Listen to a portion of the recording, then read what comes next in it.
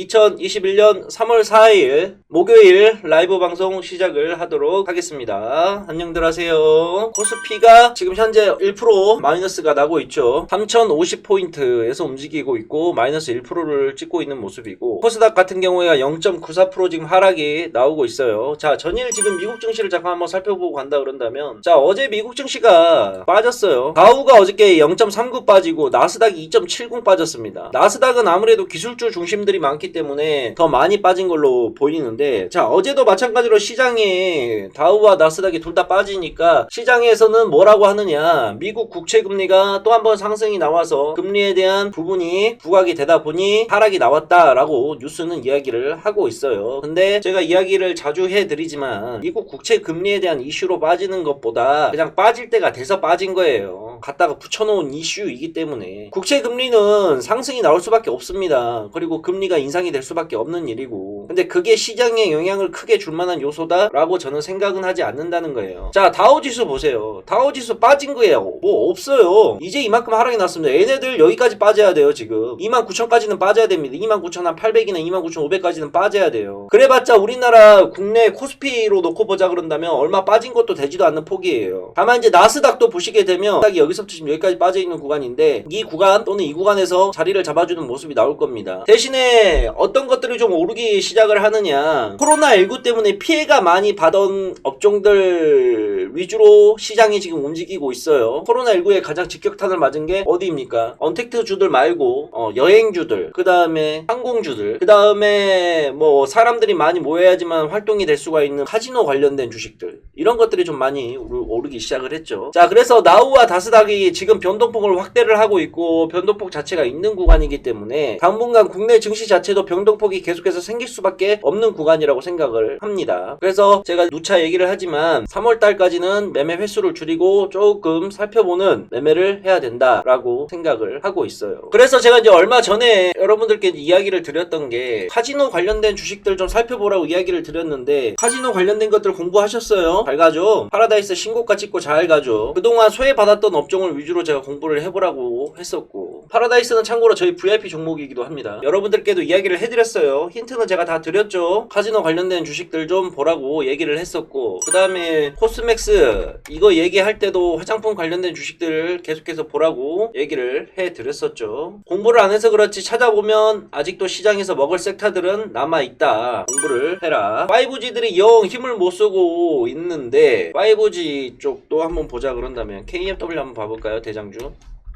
야, 이거 생각보다 많이 빠지네요. 이제 거의 다 온 구간이라고 생각을 하는데, 많이 빠진 거를 쳐다보면 좋죠. 수급이 돌기 시작을 할 수가 있는 섹터입니다. 다만 이제 5G 쪽이 빠지는 게 실적이 조금 안 좋아져서 빠진 건데, 5 쪽이 이렇게 끝날 테마는 저는 아니라고 생각을 해요. 그리고 아니다 싶으면 뭐 끊으면 되는 거지. 손절을 하고 다시 자리를 잡을 때 매수를 해도 되는 거고. 이제 과도하게 빠진 건 있어요. 단기간에 낙폭이 심하게 들어왔네요. 그 다음에 게임 관련된 것들도 좀 살펴볼 필요가 있어요. 게임 회사들, 예를 들어서 펄어비스, 단기간에 낙폭이 많이 발생된 게임 주식들도 좀 살펴볼 필요성이 있다고 좀 생각을 합니다. 화장품 관련된 것 중에서 아모레퍼시픽, 코스맥스가 지금 저렇게 가는데 아모레퍼시픽 대형주 공부 한번 해보세요. 아모레퍼시픽 공부 한번 해보시길 바랍니다. 주식은요, 좋은 종목을 사서 오래 기다리는 거예요. 결국엔 이것저것 옮겨 다니면서 갖고 있던 거 팔고 다른 거 사고, 갖고 있던 거 팔고 다른 거 사고, 그럴 필요가 없습니다. 내가 좋은 종목을 사놨으면 내가 그 종목을 믿고 재무제표든 차트든 뭘 이것저것 분석해서 분할 매수를 해서 계획을 딱 세웠으면 그 종목은 참고 기다리면 돼요. 그러면 대부분의 종목들은 다 올라갑니다. 지금껏 제가 얘기했던 섹터들, 그 다음에 제가 얘기했던 종목군들 올라가는 거 다들 직접 눈으로 보시지 않았습니까? 제 방송에서. 그러니까 그런 것들을 좀 잘 생각을 하고 매매를 좀 하세요. 그 다음에 은행주, 지주회사들, 여러분들이 종목을 볼 때 제일 먼저 뭘 봐야 되냐면, 이거 힌트 하나 알려드릴게요. 자, 신한지주도 공부 한번 해보세요. 뭘 봐야 되느냐, 우리나라 코스피와 코스닥 지수가 어떻게 됐습니까? 지수가 빠지고 코로나 때문에 빠지고 나서 회복이 나오고 나서 쭉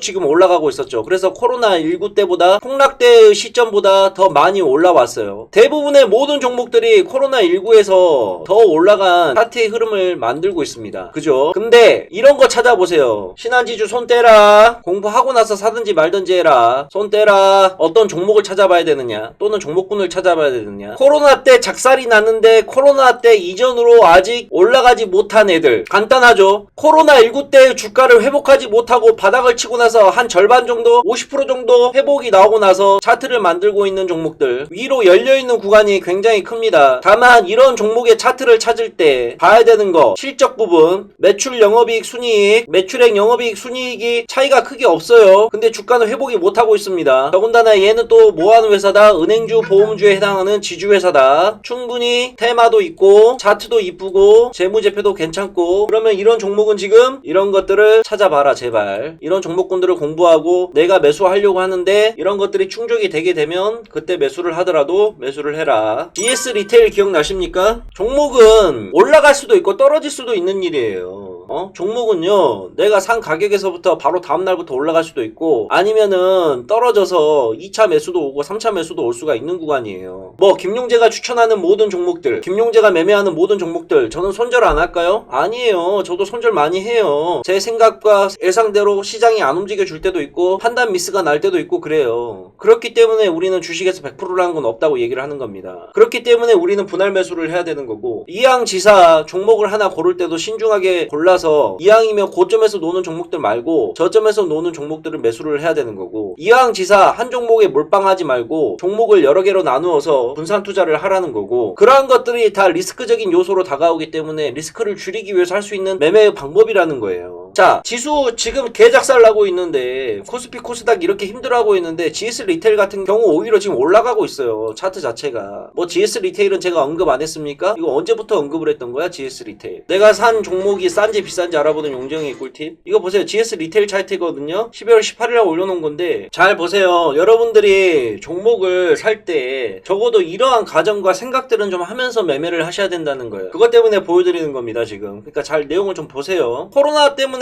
여기까지 올라갔다가 얘는 코로나 이전에 주가는 회복을 시켰어요. 여기 구간에서 이미. 근데 단기간에 빠르게 올라왔기 때문에 매도 물량이 안 쏟아질 수가 없어. 그때 올라간 거는 어느 정도 테마성으로 올라간 거고 투기성 자금이 들어온 거고, 그 투기성 자금들이 밑에까지 다 빠진 거예요. 그리고 나서 여기서부터 다시 가격을 끌어올리죠. 모르긴 몰라도 아마 KMW 아까 보여드렸죠. KMW가 이런 흐름이 지금 나오고 있는 것 같아요. 이렇게 올라갔다가 떨어지고 나서 다시 자리를 잡고 우상향으로 나오는 그림이 나올 거라고 생각을 하는데, KMW뿐만이 아니라 5G 관련된 종목들이 그렇게 나올 거라고 저는 생각을 하고 있습니다. 아무튼 빠지고 나서 주가가 회복을 못한 상태란 말이에요. 근데 매출액과 영업이익이나 순이익은 이런 건 부담이 없어. 그러면 여기 구간에서 사놓고 차분하게 기다리고 있으면 얘가 올라와 주면서 안정적으로 수익을 발생을 시켜준다는 거예요. 그러한 부분들을 좀 생각을 하면서 종목을 좀 찐득하니 갖고 있으면 좋은 종목들은 우리에게 반드시 기회를 주고 수익을 줄 수가 있다, 이 말이라는 거예요. 싼 걸 찾으세요. 싼 거를. 자, 예를 들어서 한국전력도 한 번씩 제가 설명을 드리는데 이거 보세요. 뭐 물론 이게 단기간에 또 한 번 상승이 나오진 않겠지. 한국전력을 제가 여기서 언급을 해드렸었고 여기까지 여기서 언급을 했을 때 매수를 했으면 수익을 받겠죠. 근데 또 여기서부터 여기까지 빠졌단 말이에요 지금. 그러면 지금 가격에서는 또 가격적인 메리트가 발생을 하고 있는 구간이야. 여기서는 못 사지, 많이 올라간 구간인데, 근데 또 여기서부터 빠져서 여기까지 조정을 받고 있어. 그냥 주식 차트 쳐다보고 매매 뭐 종목 해야 될지 모르는 사람들은 그냥 한국전력만 사가지고 1년간만 묻어놔봐요. 가격적인 메리트가 발생을 했기 때문에 최소한 손실은 보고 나올 확률보다 수익을 보고 나올 확률이 더 높다는 거예요. 이해 가십니까? 그러니까 매매를 하면서 너무 급하게 갈 필요가 없어요. 여러분들이 급하게 가는 거는 빨리빨리라는 습성 자체가 몸에 배어있기 때문이에요. 제가 3월달은 조심하고 시장 상태가 이러니까 조금씩 매매 횟수를 줄이고 쉬어가는 구간을 가도록 하겠습니다 라고 얘기를 하더라도, 지금 이 순간에도 뭐 매수할 거 없나 종목을 찾아보고 뭐 매매할 거 없나 계속해서 기웃기웃거리고 급등주를 찾아서 움직이는 사람들이 지금 이 순간에도 바글바글 할 겁니다. 제가 이렇게 종목을 알려주면 뭐합니까? 이거는 중요한 게 아니에요. 이거는 제가 보고 있는 종목들을 알려드리는 거고, 여러분들이 스스로 종목을 찾을 수 있고 여러분들이 스스로 판단을 할 수가 있어야 되고 여러분들이 스스로 마인드 컨트롤을 하면서 매매를 할 수가 있어야 된다는 겁니다. 저는 여러분들한테 이런 종목군들을 보고 이런 거를 좀 알려라, 시험 범위를 좁혀주는 거예요. 전체적인 그림을 잡아주는 거고, 3월달은 좀 지켜봐라. 4월달 5월달은 횡보장이 나올 것 같고 6월달부터 아마 시장이 움직이기 시작할 거다 라고 용정이 힌트를 줬잖아요. 물론 제 말이 100% 맞진 않겠지만 그래도 그러니까 매매에 자신이 없고 매매 좀 하기 싫은 분들은 쉬어요. 그냥 3월달은 쉬어야 되고 4월달 5월달은 지수가 확 급락 나오지는 않을 거예요. 아마 박스권이나 횡보장을 계속해서 지켜주는 모습이 나올 겁니다. 왜? 5월달에 공매도 예정되어 있죠. 그리고 4월 5월까지 지금 뭐가 매도 물량이 더 나와야 되냐면 연기금 물량이 더 나와야 됩니다.